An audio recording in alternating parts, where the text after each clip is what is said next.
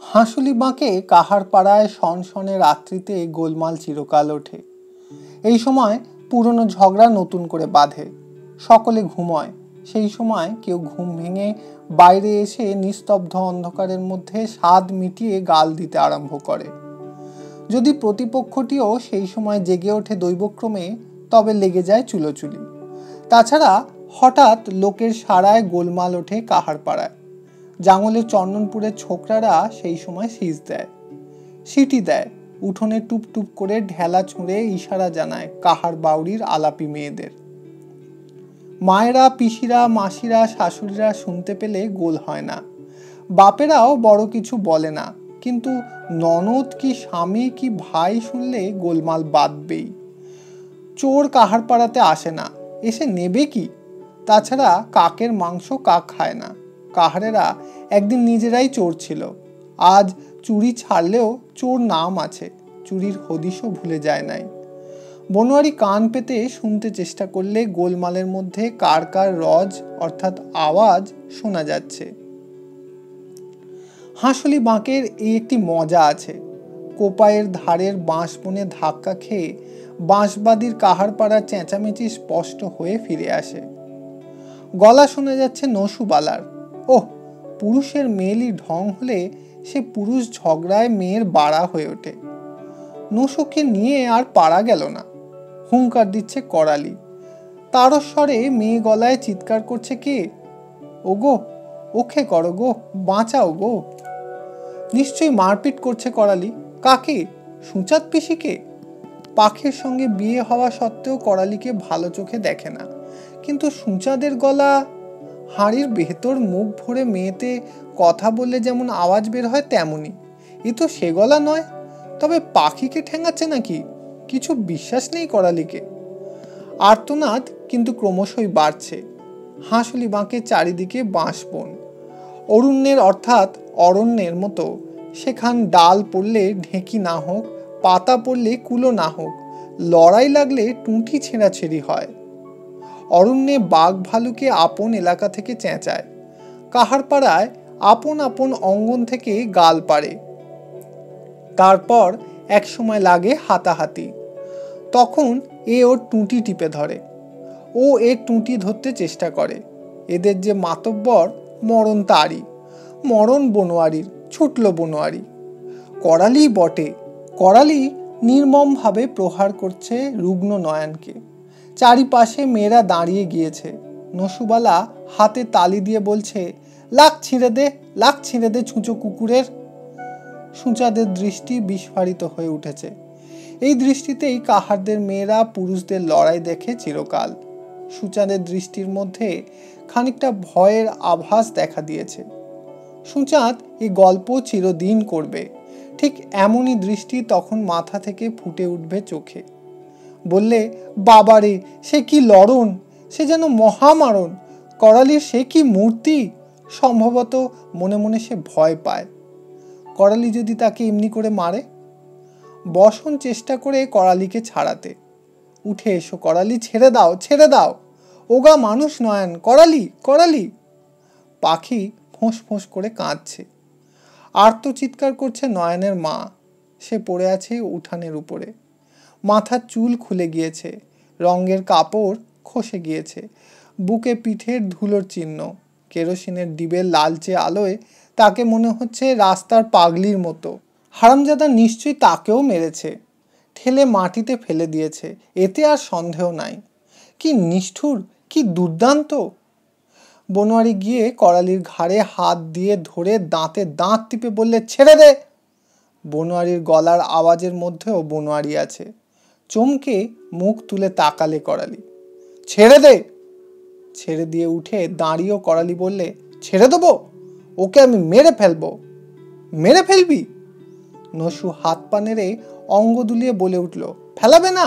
মেরে ফেলাবে না কেন শুনি? তোমার পরিজনের লোক যদি কামড়ে ধরে লাক কেটে দিতে যায়, তবে তুমি তাকে মেরে ফেলাবে না, ছেড়ে দেবা? গায়ে পিঠে হাত বুলিয়ে সন্দেশ খেতে দেবা? নয়নের মা ছেলের কাছে এসে ছেলেকে তুলতে চেষ্টা করছিল। সে বলে উঠল, কার পরিবার? লয়নের বিয়েলো বউলয় ও? যে পরিবার স্বামীর ওক দেখে ফেলে চলে যায়, সাঙা করে, তার লাক কেটে দেবে না? বনোয়ারি বুঝে নিলে ব্যাপারটা।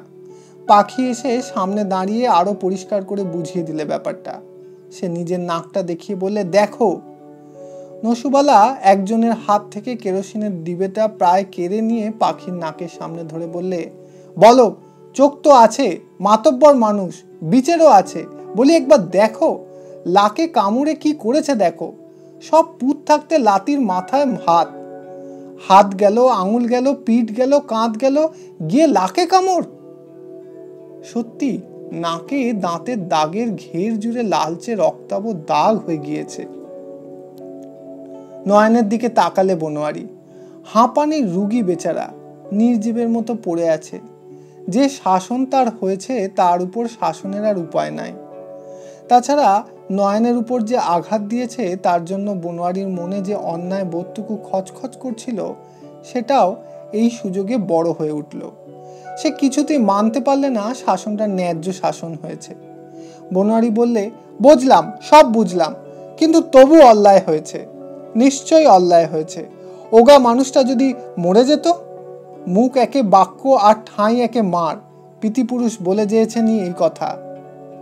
করালি বলে উঠল, কোম্পানি আইনে মেয়ে মানুষকে এমন করে কামড়ে দেওয়ার জন্য জেল হয়। বনোয়ারি গর্জে উঠল, করালি! কি আমি অন্যায় কি বললাম? এই চন্দনপুরে পালাতে হয়েছিল তোকে গাঁ ছেড়ে, আমি তোকে সব ক্ষমা ঘেন্না করে আবার এনেছি গ্রামে। তখন আমি কি বলেছিলাম মনে কর। আমার কথা শুনে চলতে হবে। প্রবীণদের অমান্য করবি না, অধম্য অনাচার করবি না। তুই স্বীকার করেছিলি কি না? করালি জবাব দিলে না কথায়। পাখিকে টেনে নিয়ে বললে, চলে আয়। চলে গেল তারা। নসুবালা কোমর ঘুরিয়ে হঠাৎ বলে উঠল, আহ, মরে যাই, চল গো চল, ঘর চল সব। সেই যে বলে, চোখের জলে লরম হলো মাটি, সেই মাটিতে কুড়িয়ে পেলাম হারানো প্রীতি। বলেই সে ঠোঁটে পিচ কেটে সঙ্গে সঙ্গে চলে গেল। হয়তো সেই মুহূর্তে বনোয়ারি একটা কাণ্ড করে বসত, কিন্তু তখন নয়নের মা তার পায়ের কাছে মাথা রেখে পায়ে হাত দিয়ে কেঁদে বলছিল, বিচার করো, তুমি বিচার করো, মাতব্বর তুমি বিচার করো। বনোয়ারি মাথা হেঁট করলে। অবিচার সে করেছে। পরক্ষণেই সে নয়নকে দুই হাতে তুলে নিয়ে দাওয়ার উপর এনে সেখানে পাতা তালপাতার চ্যাটাইয়ের উপর শুয়ে বললে, জল আনো দেখি, মুখে কপালে জল দাও, ছেলেকে সুস্থ করো আগে। সকলেই প্রায় চলে গিয়েছিল। নয়নের মা এককালে ছিল মাতব্বরের পরিবার, ঘর ভাঙাদের ঘরের গিন্নি। তার অহংকার ছিল বেশি। সে অহংকার ভেঙে গেল যখন, তখন থেকে সে অত্যন্ত কটুভাষিনী। তাই তার প্রতি কারো সহানুভূতি নাই। কাহার পাড়ার লোকে শুধু ঠোঁটে হাসতে জানে না, ওদের সহজ কথা। ওরা বলে, আকাশের তারা জলে ফোটে, আকাশে মেঘ থাকলে কি পুকুরে পানা থাকলে হবার জো নাই। তোর সঙ্গে ভাব নাই তো হাসলে হবে কি? বসেছিল কেবল সুচাঁদ। সে আক্ষেপ করছিল, আহ, মানুষের দশা, কখনো হাতি কখনো মশা। সেই ঘর ভাঙাদের আজ এই অবস্থা। সে বসে বসে হাঁসুলি বাঁকের উপকথা বলে যায় অভ্যাস মতো।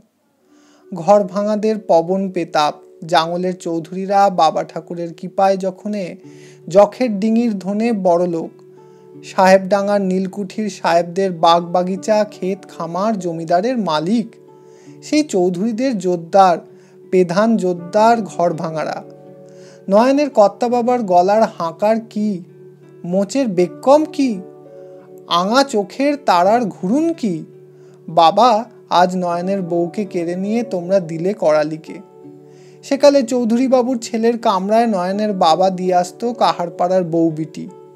বসনকে ধরাই ছিল বাবুর নজরে। নয়নের বাপ বাবুর মদের পেশাদ পেত, মাংসের পেশাদ পেত, সকল ভোগের পেশাদ পেত। নয়ন এতক্ষণে সুস্থ হয়েছে। চোখ মেলে চাইলে সে। বনোয়ারিকে দেখে তার চোখ দিয়ে জল গড়িয়ে পড়ল। বনোয়ারি তার কপালে হাত বুলিয়ে বললে, ঘুমো, তুই টুকচে সেরে ওঠ, তোরও সাঙা দিয়ে দেবো আমি। করালি তোর বউকে সাঙা করেছে, বলিস তো করালি যে বউকে ছেড়েছে সেই বউকে সাঙা দিয়ে দেবো তোর। সুচাঁদ বললে, কি বলছিস বেন? কি অন্যায় আমি করলাম রে? আজ মাতব্বর হয়েছিস? তোর গায়ে লাগছে ঘর ভাঙাদের মাতব্বরির কাহিনী, সে আমি জানি, কিন্তু লয়নের বাবার পাশে পাশে তোর ঘোড়া তো আমার মনে আছে। লয়নের বাপ চৌধুরী বাবুর কামরাতে থাকতো, আমোদ করত, তুই ঘর ভাঙাদের পাঁদারে পাঁদারে ঘুরঘুর করে বেড়াতিস, সে কথা তুই ভুলতে পারিস? আমি তো ভুলতে পারি না। তুই আজ হারামজাদা করালির পক্ষ নিয়েছিস। লয়নের মা আজ না হয়। বনোয়ারি বেশ উঁচু গলায় ধমক দিয়ে উঠল, পিসি! সুচাঁদ শুনতে পেলে এবং তিরস্কারের সুর বুঝতেও পারলে। সেও চিৎকার করে উঠল, কেন? তোকে ভয় করে বলতে হবে নাকি কথা? লয়নের মায়ের সঙ্গে তোর গুজুগুজু আর কেউ না জানুক, আমি জানি। নদীর ধারে একদিন ওর পায়ে ধরেছিলি, আমি দেখেছিলাম। বনোয়ারি এসে দাঁড়ালো সুচাঁদের সামনে। সুচাঁদও উঠে দাঁড়ালো। সে ভয় পেয়েছে। কাহারদের মাতব্বর বড় ভয়ঙ্কর। সেই সঙ্গে সঙ্গে বনোয়ারির কথা ছেড়ে করালিকে গাল পাড়তে লাগলো। করালিকে গায়ে আনলি, ও থেকে গায়ের সর্বনাশ হবে। বাবার বাহন মেরেছে ও। চন্দনপুরে মেলেচ্ছ কারখানায় কাজ করে মেলেচ্ছ হয়েছে ও। আমার গায়ে ব্যাং দিয়ে দেয়, তোর সঙ্গে পাখির বিয়ে। বলতে বলতেই সুচাঁদ চলে গেল। বনোয়ারি উঠানে কয়েক মুহূর্ত দাঁড়িয়ে থেকে চলে যাচ্ছিল শালের দিকে। মৃদু কণ্ঠে কে ডাকলো, সোনা। নয়নের মা দাঁড়িয়েছে একা দাওয়ার ধারে খুঁটিটি ধরে। বনোয়ারি একটু বিব্রত হলো। নসুবালার ছড়ার ইঙ্গিত সত্য, সুচাঁদের কাহিনীও সত্য। নয়নের মায়ের কাছে আজ মুখ দেখাতে লজ্জা হচ্ছে। অন্যায়, অনেক অন্যায় হয়ে গিয়েছে। বনোয়ারির এ অন্যায় ইচ্ছাকৃত নয়, সে আমলের কথা সেসব। নয়নের বাপ দাঁতাল কুঞ্জ তখন মাতব্বর। বনোয়ারি ছিল কুঞ্জের বন্ধু, কিন্তু তাকে ঈর্ষা না করে পারত না। মাতব্বরির উপর দৃষ্টি পড়েছিল। বনোয়ারির বাপ তখন বেঁচে। কুঞ্জ তখন চৌধুরী বাবুর ছেলের সঙ্গে ঘোরে। সেই সময় বনোয়ারি প্রতারণা করেছিল নয়নের মার সঙ্গে। নয়নের মা কাছে এসে দাঁড়ালো। বনোয়ারি বললে, লয়নের আমি সাঙা দিয়ে দেবো বাসিনী বউ, প্রতিজ্ঞা করছি আমি। নয়নের মা কাঁদছিল। বনোয়ারি বললে, লয়ন সেরে উঠুক, আনন্দে ঘর সংসার করো। আর আর লয়ন যদি ভালো করে না সারে, তবে কাউকে নিয়ে খেটে খুঁটে খাবে। আর সে চুপ করে গেল, কথাটা উচ্চারণ করতে পারলে না। মাতব্বর হয়ে কথাটা উচ্চারণ করাটা উচিত নয়। বউয়ের রোজগার, বিটির রোজগার কাহার পাড়ায় শাক ঢাকা মাছ, জানে সবাই। বনোয়ারি বলতে চেয়েছিল সেই কথা। বনোয়ারি বললে, আমি তবে যাই, শালে গুড় ফুটবে। পিছন থেকে টান পড়ল তার কাপড়ে। চকিত হয়ে বনোয়ারি ফিরল। অন্ধকারের মধ্যেও কাহারদের দৃষ্টি প্রখর। তাছাড়া কাহারদের বুকের কথাও জানে কাহার মাতব্বর। কোপাই নদীর পাগলামির ছোঁয়াচ কাহার মেয়েদের জীবনে খোঁচে না। 20 বছরের সন্তানের জননী নয়নের মা। তার চোখের দিকে বনোয়ারি চেয়ে দেখে চঞ্চল হয়ে উঠল। নয়নের মা বললে, মনে আছে? পায়ে ধরেছিলে নদীর ধারে, সুচাঁদ পিসি বলে গেল, লয়ন রয়েছে ঘরে, বাসিনী বউ। সে ঘুমিয়েছে। জানো, তখনও মাতব্বরি ঘর ভাঙাদের, আমি তখন ঘর ভাঙাদের বউ। বাসিনী বউ, আমি তোমার অসম্মান করি নাই ভাই। বাসিনী বউ তার হাত চেপে ধরেছে, চোখ জ্বলছে। ভয় পেলে বনোয়ারি। বাসিনী বউ ভয়ঙ্করী হয়ে উঠেছে। বনোয়ারি মনে মনে বাবা ঠাকুরকে স্মরণ করলে। সে দাঁড়ালো বাবার থানের দিকে মুখ করে। বাঁশ বনে অন্ধকারে ভয় ঢর লাগলে বাবার থানের দিকে তাকালে সে ভয়টা কেটে যায়। বাবার থানে গভীর রাত্রে আলো জ্বলে।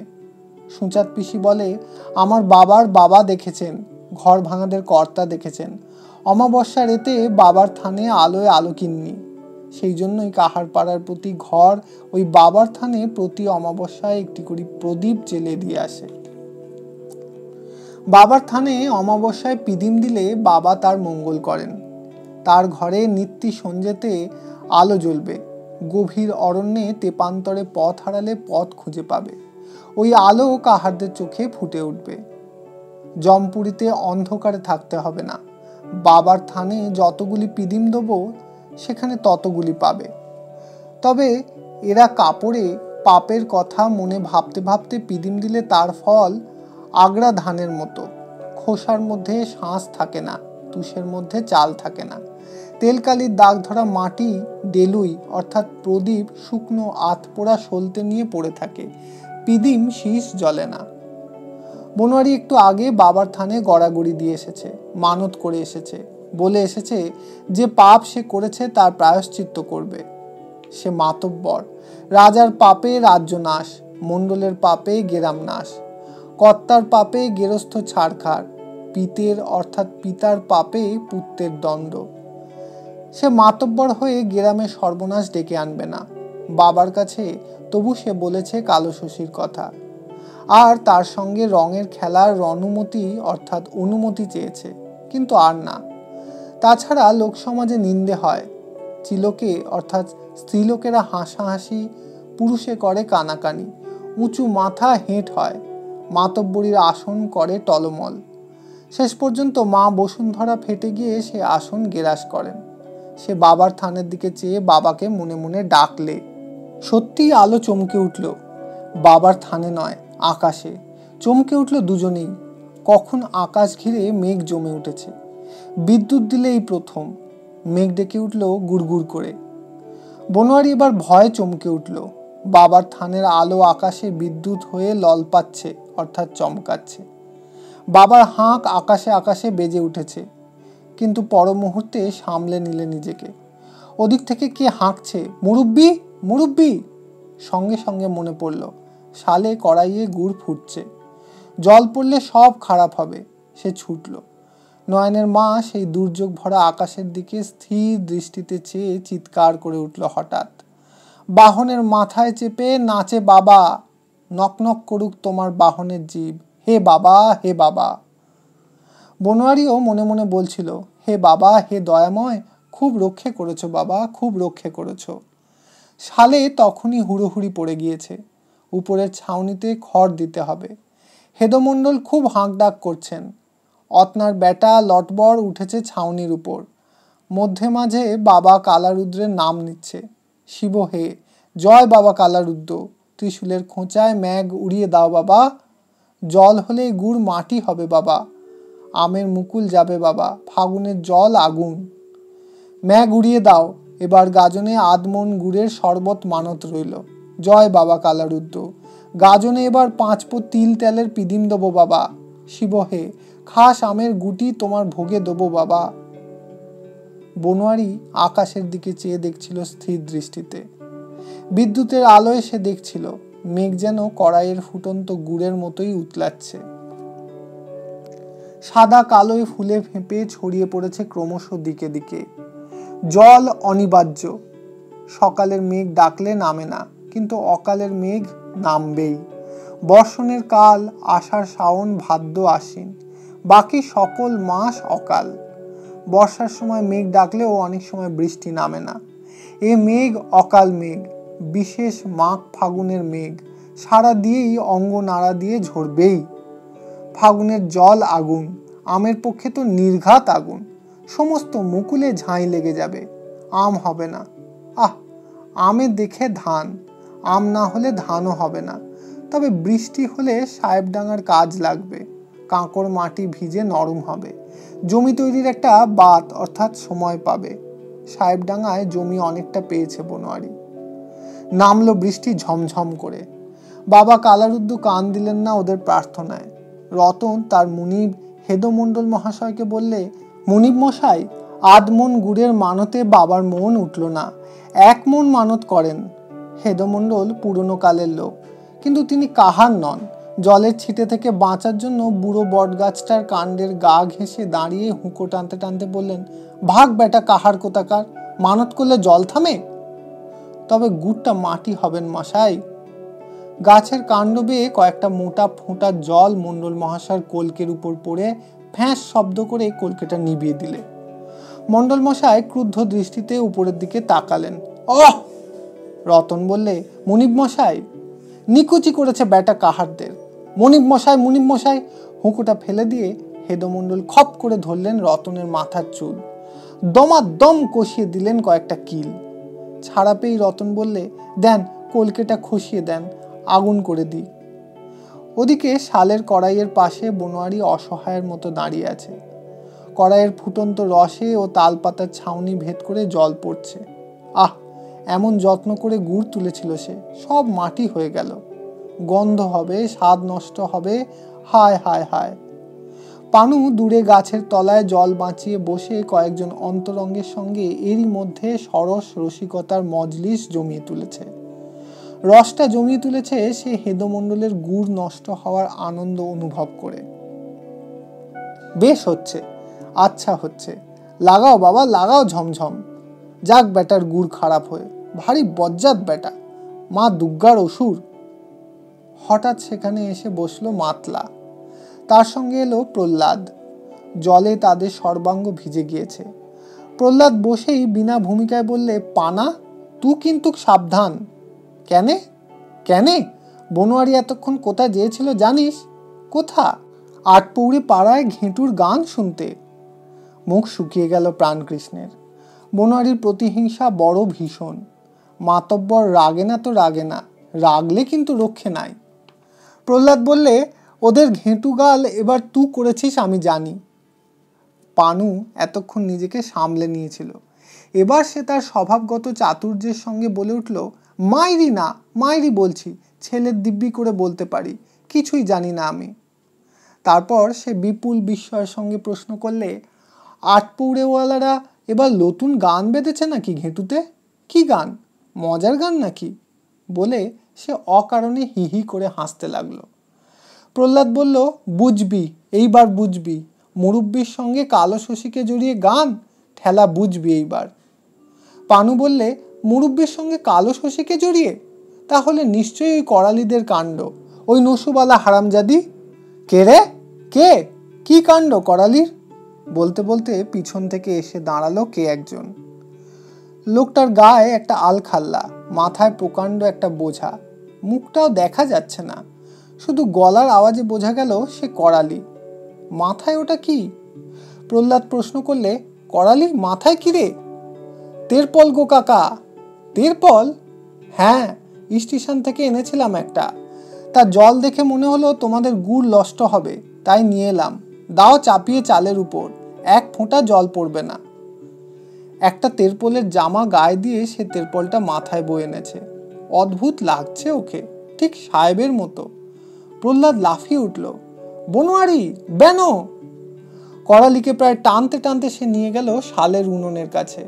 হতাশভাবে সকলে উপরের চালের দিকে চেয়ে দাঁড়িয়ে রয়েছে। জন দুয়েক ছোকরা মুনিশ কোদাল ধরেছে, উনুনের মুখটা চারিদিকে ঘিরে বাঁধ তৈরি করছে। জল যেন গড়িয়ে এসে উনুনের ভিতরে না ঢোকে, উনুন যেন নিভে না যায়। হেদমণ্ডল হাউ হাউ করে চিৎকার করছেন, ছাতা নিয়ে আয়, ছাতা এনে কড়াইয়ের উপরে ধর। মণ্ডল মশাইয়ের বুদ্ধি হরে খেয়েছে, অর্থাৎ বিলুপ্ত হয়ে গেছে। এ জলে ছাতা ধরে মাথাই বাঁচে না, তা শালের কড়াই। প্রহ্লাদ কলরব করে বলে উঠল, হইছে বনোয়ারি হইছে, করালি উপায় করেছে, তেরপল নিয়ে আইছে, দাও চাপিয়ে চালে। তেরপল? রেল স্টেশনের তেরপল? চাল ধানের বস্তার উপর বর্ষার সময় চাপিয়ে দেয়, একটি ফোঁটা জল পড়ে না, সেই তেরপল? হেদমণ্ডল হাঁপ ছেড়ে বাঁচলেন।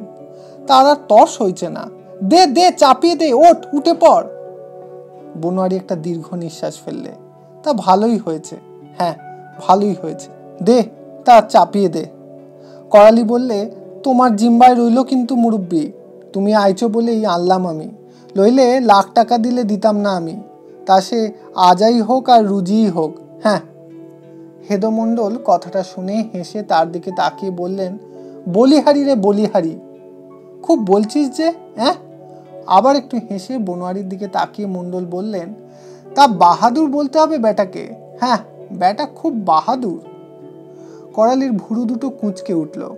ঘোষ মশাই হলে হয়তো ভুরু কুঁচকেই মাথা হেঁট করে চলে যেত, কিন্তু হেদমণ্ডল মাইতো ঘোষ নয়। সে মুহূর্তে জবাব দিয়ে উঠল, উকি, বেটা বেটা বলছেন কেনে? ভদ্রলোকের উকি কথা। এক মুহূর্তে শালের সমস্ত কাহারেরা হতভম্ব হয়ে গেল। বনোয়ারি শঙ্কিত হয়ে উঠল। হেদমণ্ডল সাক্ষাৎ দুর্গা মায়ের অসুর, এবার হুঙ্কার ছেড়ে লাফিয়ে পড়বেন করালির উপর। কিন্তু আশ্চর্য, হেদমণ্ডল কেমন যেন হয়ে গিয়েছিলেন। চুপচাপ দাঁড়িয়ে আছেন তেরপলের জামা পরা করালির দিকে চেয়ে। কিছুক্ষণ স্তব্ধ হয়ে থেকে হেদমণ্ডল শুধু বললেন, কেন, অন্যায় কি বললাম আমি? কি রে বনোয়ারি, কি অন্যায়টা বলেছি তুই বল দেখি। বনোয়ারি উত্তর দেবার পূর্বেই করালি বললে, মুরব্বির কাছে উসব তো অন্যায় লাগবে না, উসব ওদের গা সওয়া হয়ে যেয়েছে। বলি, ব্যাটা কিসের মশাই, ব্যাটা? বলেই সে হনহন করে চলে গেল। বলতে বলতে গেল, ব্যাটা, শালা, হারামজাদা, গুখর ব্যাটা লেগেই আছে, ভদ্রলোকের মুখে লেগেই আছে। ভদ্রলোক মাথা কিনেছে। ও! সে এসে দাঁড়ালো সেই গাছতলায়। কই পানা কই? সে গেল, অর্থাৎ গেল কোথায়? যারা বসেছিল তারা হতভম্ব হয়ে গিয়েছিল করালির কাণ্ড দেখে। ভাবছে, করালি করলে কি? এও কি সম্ভব হয়? অবাক করে দিয়েছে করালি। ছোকরার বুকের পাটা বটে। সঙ্গে সঙ্গে এও তাদের মনে হচ্ছে যে করালি কথাটা কিন্তু ঠিক বলেছে। ওই বাক্যগুলি মণ্ডলমশাই, বাবুমশাইদের মুখে লেগেই আছে। রাগ হলে কথায় নাই, আদর করবেন তাও বলবেন, বলহারি রে শালা। আদর করে কেমন আছিস শুধালেন, তাও বলবেন, কি রে হারামজাদা, রয়েছিস কেমন? কথাটি করালি বলেছে ঠিক, তবে তবে এমন চটে উঠে না বললেই হতো। লঘু গুরু তো মানতেই হয়। ভগবান বাবা কালারুদ্রের বিধানে তো এসব লেখাই আছে, পায়ে মাথায় সমান নয়। করালি আবার প্রশ্ন করলে, বলি, সে শালো গেল কোথারে? আকারিস না যে। আহ! মাতলা বলে, সে পেলালছে কোথা? পালালছে? শালা খ্যাঁকশাল, পেলে হয় শালাকে। করালি আর দাঁড়ালো না। তেরপলের জামাটা পরে লম্বা পা ফেলে চলে গেল, যেন সাপের 5 পা দেখেছে। তেরপলের তলায় একটি ফোঁটা জল পড়ে না। নির্বিঘ্নে চলছে গুড় তৈরির কাজ। উনুনের পাশে লম্বা বাঁখারিতে নারকেলের মালা গাঁথা হাতা দিয়ে গাদ অর্থাৎ ময়লা তুলতে তুলতে বনোয়ারি ভাবছিল ওই করালির কথা। ছোকরা অসম্ভব কাণ্ড করে তুলছে, যা খুশি তাই করছে, কোনো বিধি বিধান মানছে না, শাসনের বাইরে গিয়েছে, কথায় কথায় ঝগড়া, পদে পদে বিপদ বাঁধিয়ে তুলছে। আজই যদি তেরপলটার দরকার না থাকতো তবে হেদমণ্ডল ছাড়তেন না। কাণ্ড একটা ঘটে যেতই না। বনোয়ারির এ বড় খারাপ লাগছে। কাঁটা গাছ, করালি সেই কাঁটা গাছের চারা। তুমি আদর করে কোল দিতে যাও, বুকে তোমার বিঁধে ক্ষত বিক্ষত করে দেবে। তবে ব্যাটা ফ্যাটা কথাগুলি খারাপ বটে। একটা দীর্ঘ নিঃশ্বাস ফেলল বনোয়ারি। আহ, ছোকরাটা যদি ভালো হয়ে চলতো, শালা সুলুক নিত, মানত, বেশ হতো। ওই চন্দনপুরের কারখানাতেই ওর মাথা খারাপ করে দিলে। বৃষ্টি আরো জোরে এলো। সঙ্গে সঙ্গে দমকা বাতাস। বৃষ্টির জলের ঢল নামছে, গ্রাম থেকে বেরিয়ে মাঠের দিকে চলেছে। ওহ, তেরপলটা না হলে আজ সব মাটি হতো, সব বরবাদ হয়ে যেত। ওহ, ঝমঝম করে জল। কাহারপাড়ার মেয়ে ছেলেগুলো কলকল করছে। ফাল্গুন মাস, চালে এখনো নতুন খড় পড়ে নাই, পুরানো খড় পচেছে, উড়ে গিয়েছে। দেবতার জল সবটুকুই ঘরে পড়ছে আজ। আহা, সমস্ত রাত্রি ঘুমোতে পারে না। ছেড়ে দাও বাবা, দেবতা হে কালারুদ্র, ক্ষান্ত হও বাবা, কাহার দিকে আর মেরো না। মাইতো ঘোষ বলেন, এলো ডাউরি মল বাউরি, বাদলা বর্ষা হলে কাহারদেরই মরণ। বাতাসে গাছপালার মাথা দুলছে, বাঁশবাদীর বাঁশ বনে মাতন লেগেছে। ঝরঝর শব্দে বৃষ্টি পড়ছে বাঁশের পাতায়। ক্যাঁ কটকট কট শব্দ উঠেছে দোলন লাগা বাঁশে বাঁশে ঘষা খেয়ে। মাঠ থেকে ভিজে মাটির গন্ধ ভেসে আসছে। হঠাৎ প্রহ্লাদ কোদালখানা হাতে নিয়ে উঠল। কোথা যাবি? ওই দেখো। প্রহ্লাদ দেখালো। গ্রাম গড়ানি জলের ধারার মধ্যে একপাশে কষের কালির মতো একটা জলের স্রোত বয়ে যাচ্ছে।